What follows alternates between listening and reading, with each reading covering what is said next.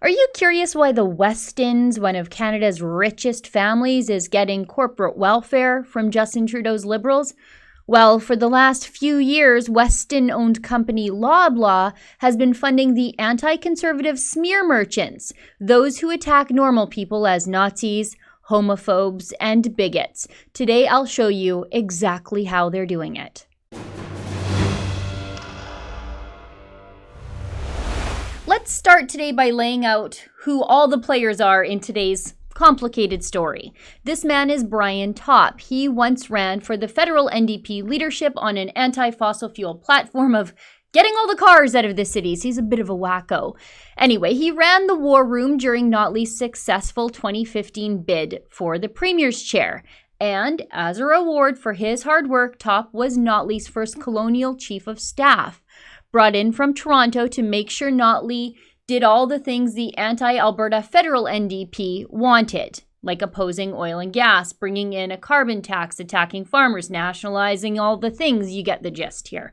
Topp left the post after about 2 years, but Notley again hired Topp in 2018 to be a special envoy to address the oil price differential, which is caused, of course, by the lack of pipelines, thanks to people like Topp and Notley, who have both spent a lifetime working against Canadian pipelines. Topp remains on the board of directors at the Broadbent Institute. The Broadbent Institute, named after NDP Premier Ed Broadbent, is a clearinghouse of all things far-left in Canada: anti-oil activism, anti-Israel campaigns, and carbon taxes, actually all the taxes. Broadbent is the umbrella organization of Press Progress, the far left-wing blog best known, at least during this election campaign, for calling everyone to the right of Mao a Nazi, attacking Christians for holding an orthodox biblical worldview, and suggesting that a Nigerian conservative candidate is somehow a white supremacist. And Topp is back in the NDP war room again. He let it slip out in this CBC article from a few weeks ago about Nasty Notley's campaign of negativity. It reads, Brian Topp, the director of the NDP's election war room in 2015, who is helping again this time, said at the time, people look at her and say, I trust you. So there's your direct line from the Premier's war room to Press Progress. They aren't just ideologically aligned. To be clear, there's nothing wrong with that. Be left, be right, just be honest about it.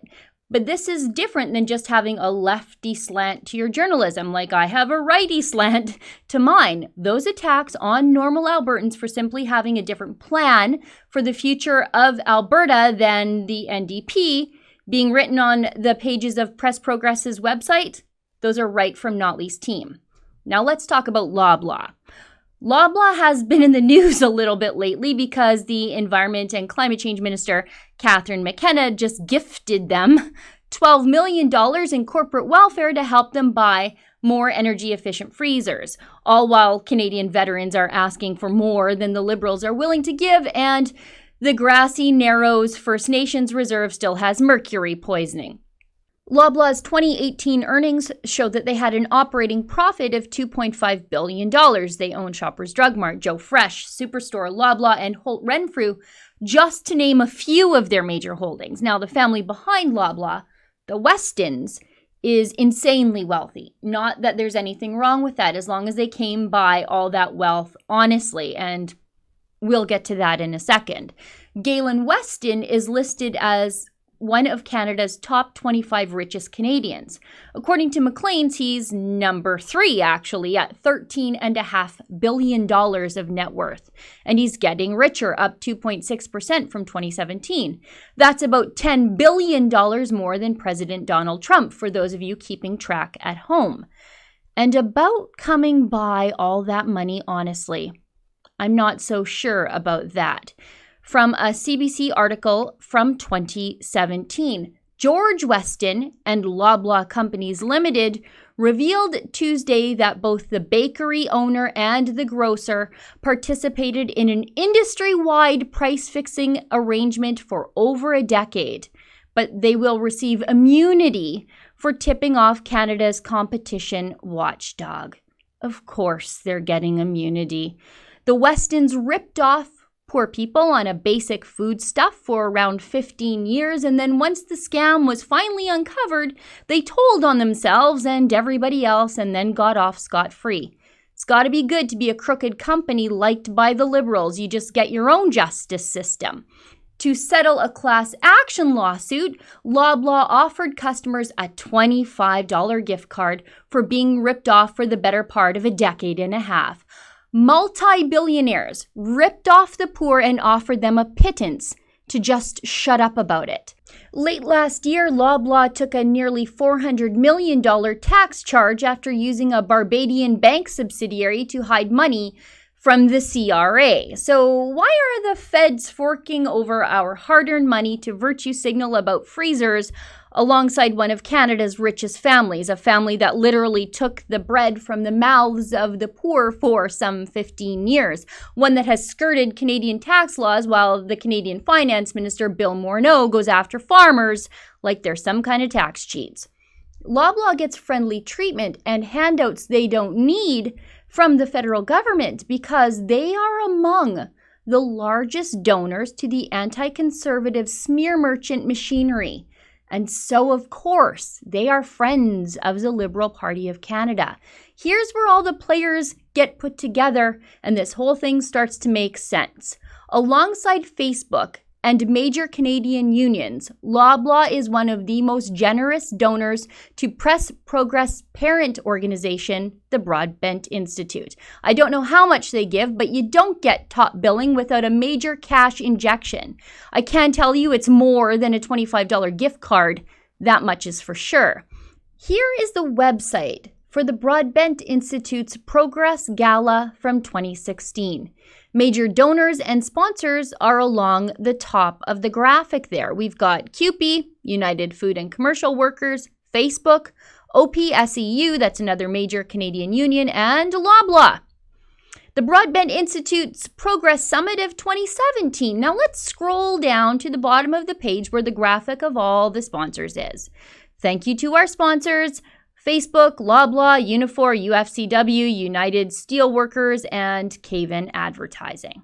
How about the Progress Gala 2018? Past sponsors, Loblaw again. Let's go to the Broadbent Institute's Progress Summit of 2019. This one just happened at the end of March, just a couple weeks ago. Thank you to our sponsors. There's Loblaw, right in there with Twitter, Facebook, Google, and of course, all the major Canadian unions.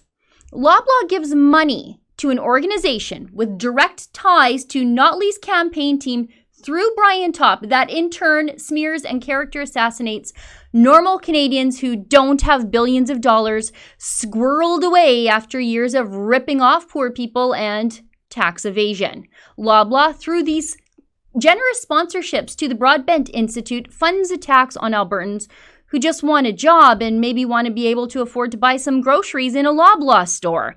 There is great irony in this NDP candidate here, Gurbachan Brar, accusing UCP leader Jason Kenney of taking bread from the mouths of the poor when the NDP research and media arm, Press Progress, is largely funded by a company that did just that, took bread from the mouths of the poor. That's some ethical advocates for the poor, those NDP are.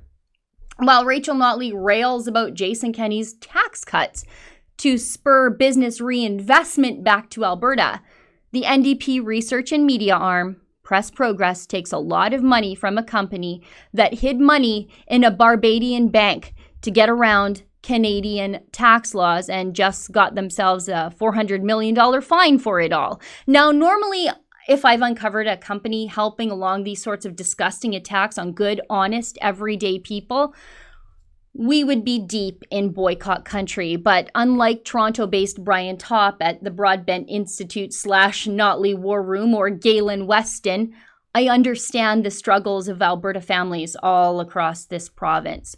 The jobs, they just aren't there anymore and people are broke. Not only are Loblaw-affiliated stores often the most affordable stores for Albertans to shop from, but they're often the only store in a lot of smaller Alberta communities. I can't ask you, in good faith, to boycott cheap groceries when you need to feed your families. I know just as well as you what the carbon tax has done to our grocery budgets.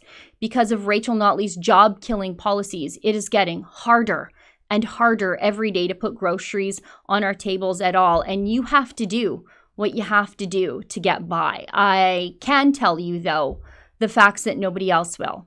I can tell you to use this information I've given you today to make the best choices for your family when you can. For the Rebel.media, I'm Sheila Gunn Reid. What you just saw there is the daily video that I do here at The Rebel, where I try to tell you the other side of the story, the side of the story the mainstream media just refuses to tell. I also did that in my new book. It's called Stop Notley, and in it I make the case for throwing out the NDP, and I recount some of the NDP disasters left unhighlighted in the mainstream media. Now, to get my book, go to stopnotley.com, where you can find the link to buy it, and while you're there, be sure to sign up for one of our fun stopnotley.com lawn signs to help me promote the book. Again, it's simple. It's at stopnotley.com.